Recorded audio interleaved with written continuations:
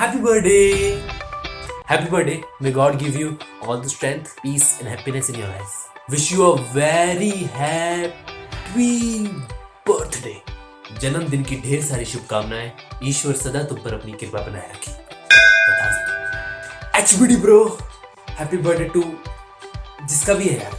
देखा, ये थी अलग अलग तरह की विशेष जो हमारे बर्थडे वाले दिन व्हाट्सएप नाम के लाउड स्पीकर पर नॉन स्टॉप बजती है, और खासकर तब जब हमारा फोन नंबर दूर के चाचा, मामा, फूफा, बुआ इन सब के साथ इनडायरेक्टली जुड़ा हो, यानी कि फैमिली व्हाट्सएप ग्रुप, जहां पर हर रोज डेट और डे बदलने से पहले किसी का बर्थडे या एनिवर्सरी अपडेट डल जाता है, और सारे फैमिली मेंबर्स अपनी महत्वता को साबित करने के लिए, अपने परिवार में अपनी ही खास जगह बनाने के लिए अलग अलग तरह से विश करने का एक बड़ा ही अद्भुत कंपटीशन करते हैं।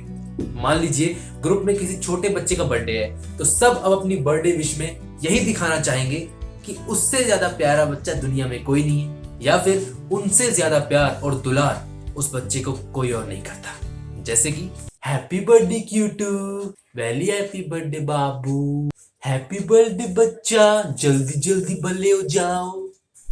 बच्चा भी कहेगा यार, बड़ा तो कम से कम मुझे धीरे धीरे और अपनी मर्जी से होने दो, आगे जाके तुमने अपनी राय थोपनी है मुझ पर। आज मैंने इस टॉक्सिक व्हाट्सएप ग्रुप का पिटारा आपके सामने इसीलिए खोला क्योंकि मैं ये दिखाना चाहता हूं कि एक ही बात को एक ही शख्स को कहने के लिए सबके तरीके अलग अलग होते हैं।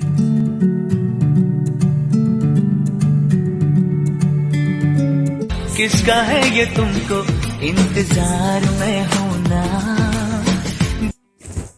जब एक आर्टिस्ट एक्टर बनने की ट्रेनिंग लेता है तो उसे सबसे पहले नव रस के बारे में समझाया जाता है, जहां पर उसे ये जानने और सीखने का मौका मिलता है कि कैसे एक ही डायलॉग को 9 अलग अलग इमोशंस में डिलीवर किया जा सकता है। श्रृंगार रस, हास्य रस, विभत्स रस या गन्ने का रस वगैरह वगैरह। मतलब कि एक ही कैरेक्टर अपने विचारों को कैसे अलग अलग तरह से प्रस्तुत कर सकता है।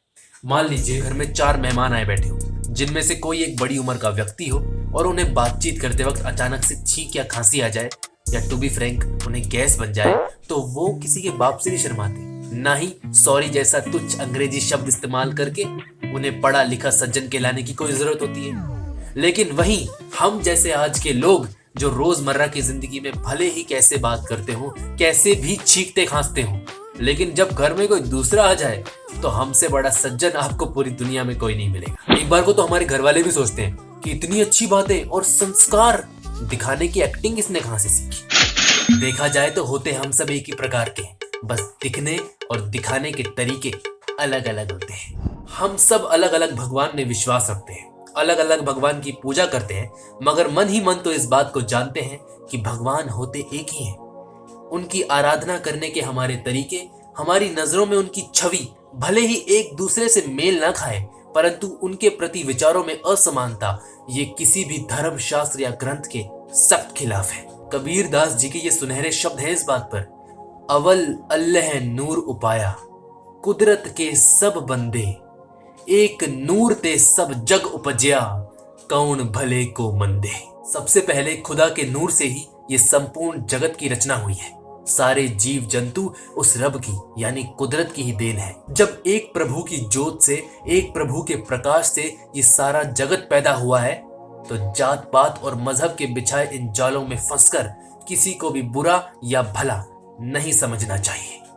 हिंदू कहे मोहे राम प्यारा, तुर्क कहे रहमाना, आपस में दो लड़ लड़ मुए, मरम न को जाना। अगर आपकी विचारधाराएं, आपके कामकाज, आपका पैशन, आपकी पर्सनैलिटी बाकी दूसरे लोगों से अलग है, तो खुद को सर्वश्रेष्ठ की पदवी देने से पहले एक बार ये सोच लेना कि इस दुनिया में हर कोई मेरी ही तरह है, बस सबके जीने के तरीके अलग अलग है। शुक्रिया।